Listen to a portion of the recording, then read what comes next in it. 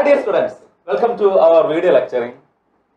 See, in this session, we are going to learn some information regarding the first chapter from our zoology topic, human reproduction. So, നമുക്ക് തുടങ്ങി വെക്കാം. നമ്മുടെ zoologyയിലെ first chapter ആയിട്ടുള്ള human reproduction നമുക്ക് തുടങ്ങാം. So നമുക്കിതൊരു examination point of വ്യൂവിലും അല്ലെങ്കിൽ ഒരു എൻട്രൻസ് എക്സാമിനേഷൻ ആണെങ്കിലും വളരെയധികം ക്വസ്റ്റ്യൻസ് ചോദിക്കുന്ന ചാപ്റ്റർ ആണ്. അപ്പോൾ വളരെയധികം പ്രാധാന്യമുള്ള ഒരു ചാപ്റ്റർ തന്നെയാണ് ഹ്യൂമൻ റീപ്രൊഡക്ഷൻ എന്ന് പറയുക. നമുക്ക് തുടങ്ങാം. Human reproduction. First of all, what is the reproduction? What is this reproduction? You know, all living organisms reproduce. ജീവനുണ്ടോ our reproduce ചെയ്യും. Because this reproduction is an innate tendency of all living organisms for the continuity of their life.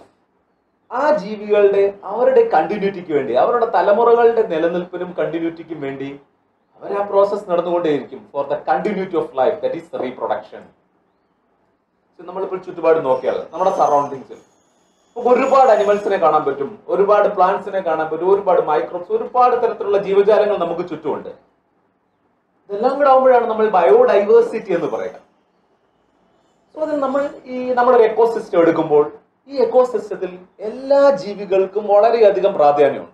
ഓരോ ലൈഫിനും, ഓരോ ജീവികൾ ഒരുപാട് contributions കൊടുക്കുന്നുണ്ട്. നമ്മൾ ഉൾപ്പെടെയുള്ള ഒരുപാട് ജീവജാലങ്ങൾ ഒരുപാട് കോൺട്രിബ്യൂഷൻസ് എക്കോസിസ്റ്റത്തിലേക്ക് കൊടുക്കുന്നതുകൊണ്ടാണ് ഇത് വളരെ നല്ല രീതിയിൽ നമുക്ക് എക്കോസിസ്റ്റം നിലനിർത്താൻ പറ്റുകയുള്ളൂ. അൺഫോർച്ചുനേറ്റ്ലി നമ്മുടെ കോൺട്രിബ്യൂഷൻ വളരെ മോശമായ രീതിയിലായി പോയി. അതെന്തായാലും നമുക്ക് കുറെ കാര്യങ്ങളൊക്കെ ചെയ്യാൻ പറ്റേണ്ടതാണ് എക്കോസിസ്റ്റത്തിന്റെ നിലനിൽപ്പിനെ. എനിവേ, അവിടെ ഈ എക്കോസിസ്റ്റത്തിൽ ഓരോ ലൈഫിനും പ്രാധാന്യമുണ്ട്. സോ ലൈഫിന്റെ കണ്ടിന്യൂറ്റി ഉണ്ടാകണം. സോ കണ്ടിന്യൂറ്റി എന്ന് പറഞ്ഞാൽ continuity required reproduction. So it is one of the most crucial part of the maintenance of our ecosystem, reproduction. So this reproduction is an innate tendency of all living organisms for producing their young ones and for the continuity of life. That is reproduction. നമ്മൾ ഈ ചാപ്റ്ററിൽ discuss ചെയ്യാൻ പോകുന്നത് human റീപ്രൊഡക്ഷനെ കുറിച്ചാണ്. Human reproduction. But we know we are one of the most advanced animal group, humans. And in humans, this particular function, reproduction, is performed by a group of organs. That is reproductive system. A group of organs are involved in performing that reproduction. Is reproductive system. And here, this reproductive system, we are sexually dimorphic. So the reproductive system includes male and female reproductive system. നമ്മൾ തന്നെ separate ചെയ്താൽ പറയുക ഹ്യൂമൻസിൽ male reproductive system and human female reproductive system. So first of all we are going to learn about human male reproductive system. Male reproductive സിസ്റ്റത്തിൽ നമുക്ക് start ചെയ്യാം. Okay. Male reproductive system. This male reproductive system consists of primary sex organs and secondary sex organs. Primary sex organs and secondary sex organs. So all the organs involved in this male reproductive system are grouped into primary and secondary sex organs. Mail reproductive സിസ്റ്റത്തിലെ ഓർഗൻസിനെയും എല്ലാം നമ്മളൊന്ന് group ചെയ്തിരിക്കുകയാണ്. There are two types, primary sex organs and secondary sex organs. ഇങ്ങനെ രണ്ടായി നമ്മൾ അതിനെ വേർതിരിച്ചു. And first one is primary sex organs. Primary sex organs means, see, നമ്മളിപ്പോൾ ഒരു റീപ്രൊഡക്ഷൻ എടുക്കുമ്പോൾ റീപ്രൊഡക്ഷൻ നടക്കാനുള്ള പ്രൈമറി നീഡ്, ഏറ്റവും പ്രാധാന്യമായിട്ടുള്ള ആവശ്യം എന്ന് പറയുന്നത് അവിടെ ഗ്യാമിറ്റുകൾ ഉണ്ടാകുക എന്നുള്ളതാണ്. So reproduction നടക്കണമെങ്കിൽ first of all gamete produce ചെയ്യണം. So primary need of reproduction is gamete production. The organs in which the gamete production takes place are considered as the primary sex organ. അവിടെ ഏത് ഓർഗനിലാണോ ഈ ഗ്യാമെറ്റ് production നടക്കുക, such organs are considered as primary sex organs. We know human male gamete production or sperm production takes place in the male gonad called as testis. In human male, the gamete production takes place in testis. So primary sex organs are a pair of testes are primary sex organs in human male reproductive system. So അത്രേ ഉള്ളൂ. Primary sex organs എന്ന് പറഞ്ഞാൽ ഗ്യാമെറ്റ് production എവിടെ നടക്കുന്നു? Such organs are called as primary sex organ. ആ organ ആണ് primary sex organs എന്ന് പറയുക. ഹ്യൂമൻ മെയിലിൽ ഗ്യാമറ്റ് പ്രൊഡക്ഷൻ അല്ലെങ്കിൽ സ്പേം എന്ന ഗ്യാമറ്റിന്റെ പ്രൊഡക്ഷൻ നടക്കുന്ന ടെസ്റ്റിസിലാണ്. So testis are primary sex organs in human male reproductive system. So primary sex organs are a pair of testis. Then secondary sex organs means these are the organs which helps in the transport of gamete, nourishment of gamete, then provide motility of gamete. All these functions performed by the organs are collectively called as secondary sex organs. Means the testis will produce the gamete ne receive ചെയ്യുക, ആ gamete ne store ചെയ്യുക, അതിന് maximum nourishment കൊടുക്കുക, അതിനെ transport ചെയ്യുക, release ചെയ്യുക, ഇത്രയും function ചെയ്യുന്ന ഓർഗൻസിനെല്ലാം കളക്റ്റീവ്ലി പറയുക secondary sex organs. Okay, so human male reproductive system consisting primary sex organs and secondary sex organs. Okay, നമുക്ക് നോക്കാം. നമുക്ക് അതിൽ first part primary sex organs, അത് നമുക്ക് ഡീറ്റെയിൽ ആയി എക്സ്പ്ലെയിൻ ചെയ്തു പോവാം. So first one is primary sex organs. So first one is primary sex organs in human male reproductive system. Primary sex organs. See, in human male reproductive system, primary sex organs are a pair of testes. A pair of testes are primary sex organs in human male reproductive system.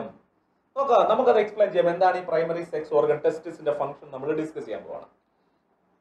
Okay, here human testes are extra abdominal testes.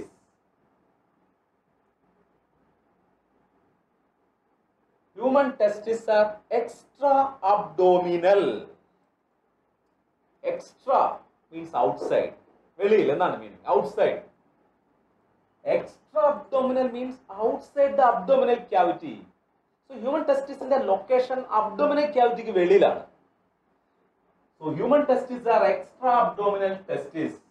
That means it is located outside the abdominal cavity within a sac called scrotum.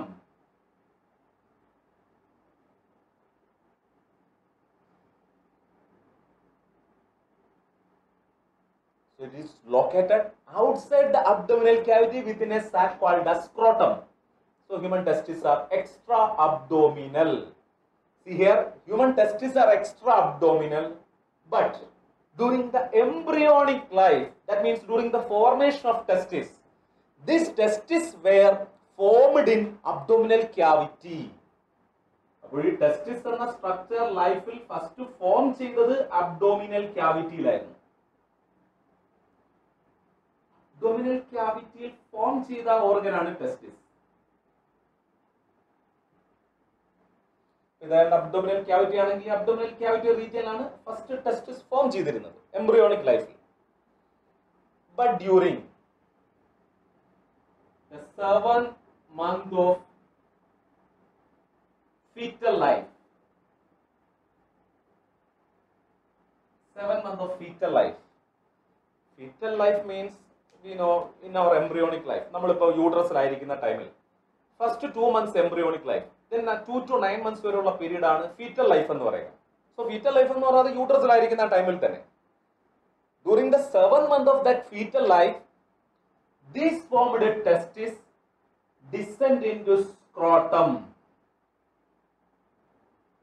Abdominal cavity ക്ക് വെളിയിലുള്ള സ്ക്രോട്ടത്തിലേക്ക് ഇത് descend ചെയ്തു പോയി.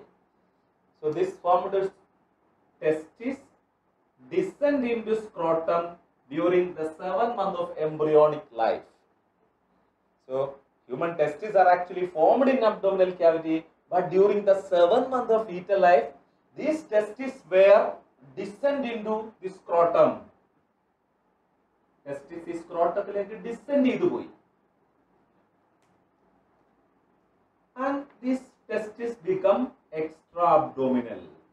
So അങ്ങനെ സ്ക്രോട്ടത്തിലേക്ക് descend ചെയ്ത് വന്നതാണ്, അങ്ങനെയാണ് ഇത് extra abdominal ആയി മാറിയത്. So now the testes are extra abdominal, means located outside the abdominal cavity within the scrotum.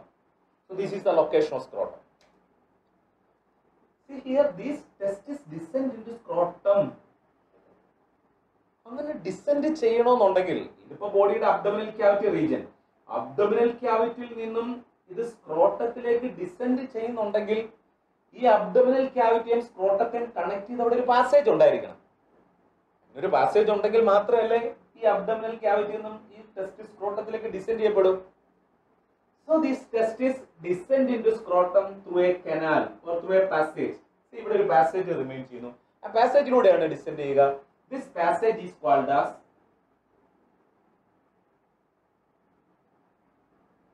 inguinal canal.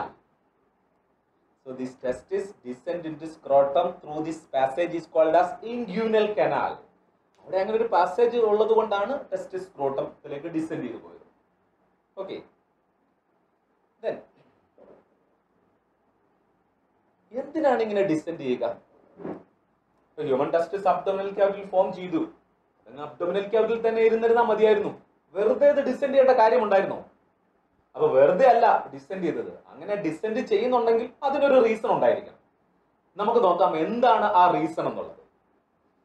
See, this is abdominal cavity and this testis descend into scrotum.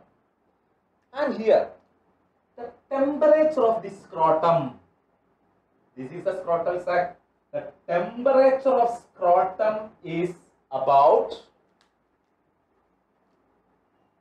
2 to 2.5 degrees Celsius lower than the normal body temperature.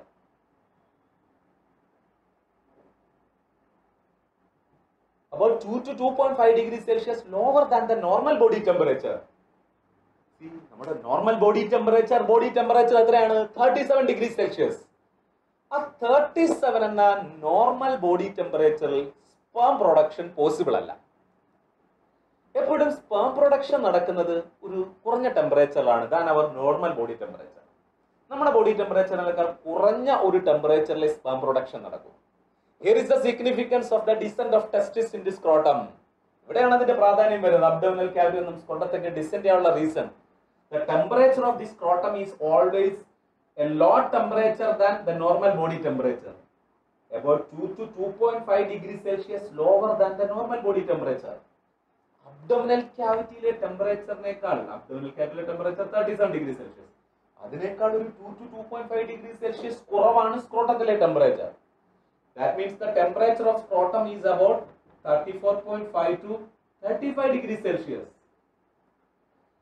സ്ക്രോട്ടത്തിലെ temperature ഒരു 34.5 to 35 degrees Celsius മാത്രമാണ്.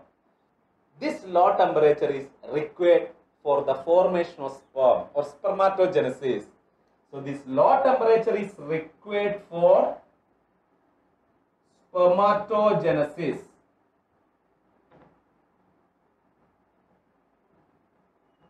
Spermatogenesis. This low temperature is required for spermatogenesis. This is the significance of descent of testis into scrotum. Okay, നമ്മളിപ്പോൾ പറഞ്ഞു ടെസ്റ്റിസ് abdominal ക്യാവിറ്റിക്ക് വേളയിൽ സ്ക്രോട്ടത്തിൽ locate ചെയ്തിരിക്കുന്നു പറഞ്ഞു. But still ഇവിടെ ഈ passage remain ചെയ്യുകയാണ് ഇൻഗ്യൂനൽ കനാൽ. നമുക്ക് നോക്കാം എന്തെല്ലാമാണ് ഇൻഗ്യൂനൽ കനാലിലൂടെ പാസ് ചെയ്യുക. ഇവിടെ ഇതൊരു ടെസ്റ്റിസിന്റെ ഡക്ട്. നമ്മളത് പിന്നീട് ഡീറ്റെയിലായിട്ട് പഠിക്കും. ഇത് ടെസ്റ്റിസിന്റെ ഒരു ഡക്റ്റ് ആണ്. The duct arising from the testis. നമുക്കത് ഡീറ്റെയിലായി എക്സ്പ്ലെയിൻ ചെയ്യാം പിന്നീട്. ഇപ്പൊ ജസ്റ്റ് ഒന്ന് കേട്ടിരിക്കുക, അറിഞ്ഞിരിക്കുക ടേം എന്താണ്. This duct is called as vas deferens. Vas deferens. So this duct is called as vas deferens is a duct arising from the testis. But നോക്കിക്കോളൂ, ഈ green കളറിൽ ഞാൻ കാണിച്ചാണ് vas deferens. ഈ vas deferens ടെസ്റ്റിസിൽ നിന്നും അതായത് സ്ക്രോട്ടത്തിൽ നിന്നും അസെൻഡ് ചെയ്ത് അബ്ഡോമിനൽ ക്യാവിറ്റിയിലേക്കാണ് പാസ് ചെയ്തിരിക്കുന്നത്. അത് നമുക്ക് പിന്നീട് പഠിക്കാം. അബ്ഡോമിനൽ ക്യാവിറ്റിയുള്ള സ്ട്രക്ചറിലേക്ക് അത് ഓപ്പൺ ആവും, അത് നോക്കാം പിന്നീട്. എനിവേ, ഈ ടെസ്റ്റിസിൽ നിന്നും ഇൻഗ്യൂനൽ പാസേജ് വഴിയാണ് അത് അബ്ഡോമിനൽ ക്യാവിറ്റിയിലേക്ക് അസെൻഡ് ചെയ്തിരിക്കുന്നത്. അതുപോലെ തന്നെ ടെസ്റ്റിസ് ഒരു ഓർഗൻ ആണ്. All organ required nourishment, all organ required oxygen. അങ്ങനെയാണെങ്കിൽ ഈ ടെസ്റ്റിസിനും കൂടുതൽ അവിടേക്ക് ബ്ലഡ് സപ്ലൈ വേണം. So here this one is the artery which supply blood to this testis. Artery which supply blood to testis. Testis like a blood supply in artery, that is testicular artery. So this is testicular artery. अब ഇതിലേക്ക് testicular artery pass ചെയ്യുന്നു.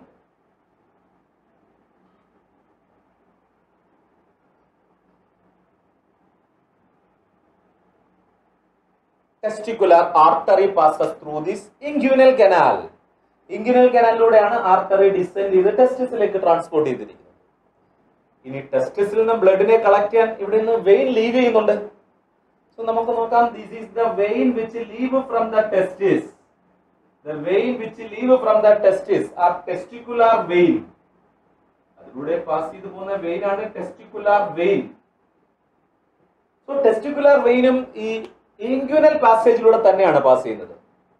And also here the nerves, ടെസ്റ്റിസിലേക്ക് nerve supply ഉണ്ട്, stimulation കിട്ടുക. The nerves which passes through the testis are testicular nerves. So nervesഉം pass ചെയ്യുന്നു. ഇനി നോക്കി, അപ്പൊ ഇൻഗ്യുനൽ കനാലിലൂടെ എന്തെല്ലാമാണ് പാസ് ചെയ്യുക? Through this inguinal canal, duct of testis called as vas deferens, then testicular artery, testicular vein, nerves etc. passes through this inguinal canal. ഇത്രയും structure ഇൻഗ്യുനൽ കനാലിലൂടെ pass ചെയ്യുന്നുണ്ട്. ആർട്ടറി പാസ് ചെയ്യുന്നു, വെയിൻ പാസ് ചെയ്യുന്നു, duct pass ചെയ്യുന്നു, നെർവുകൾ pass ചെയ്യുന്നു. ഇത്രയും ചേർന്ന ഈ ഒരു ബണ്ടിൽ, ഇത്രയും ഒരു ബണ്ടിലായിട്ടാണ് ഇതിങ്ങനെ പാസ് ചെയ്യുക. നമ്മളിപ്പോ ഇതിനെ കൂടെ ചേർക്കാൻ ഒരു ബണ്ടിലാക്കി വെച്ചിരിക്കുകയാണെങ്കിൽ, this bundle is called spermatic cord. This bundle is called spermatic code.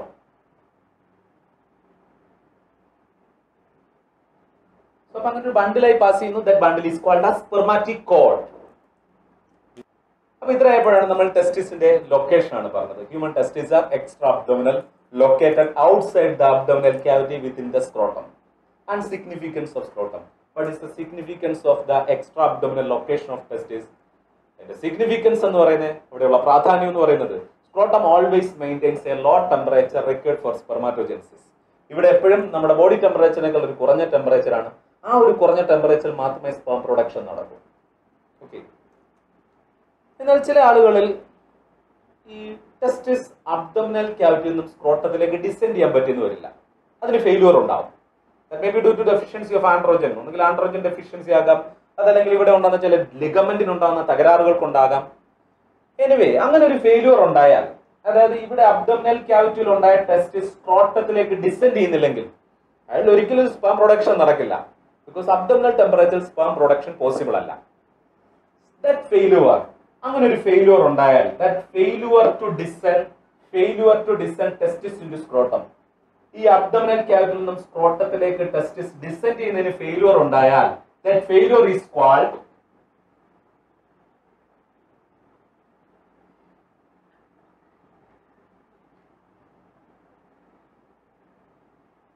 cryptorchidism. That failure is called as cryptorchidism, means failure to descend testis into scrotum. അപ്പൊ ഹ്യൂമൻസിൽ ഈ അബ്ഡോമിനൽ ക്യാവിറ്റിയിൽ ഫോം ചെയ്ത ടെസ്റ്റിസ് സ്ക്രോട്ടത്തിലേക്ക് ഡിസെൻഡ് ചെയ്യാതെ വന്നാൽ അയാൾക്ക് സ്പേം പ്രൊഡക്ഷൻ നടക്കില്ല. That failure is called as cryptorchidism. That failure to descend testis into scrotum called as cryptorchidism. Okay.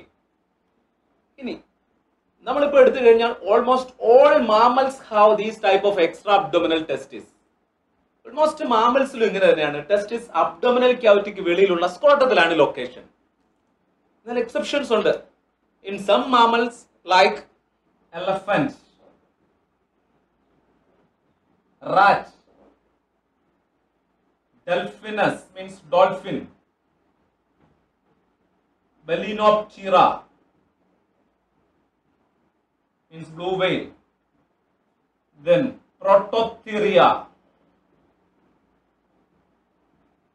means egg-laying mammals,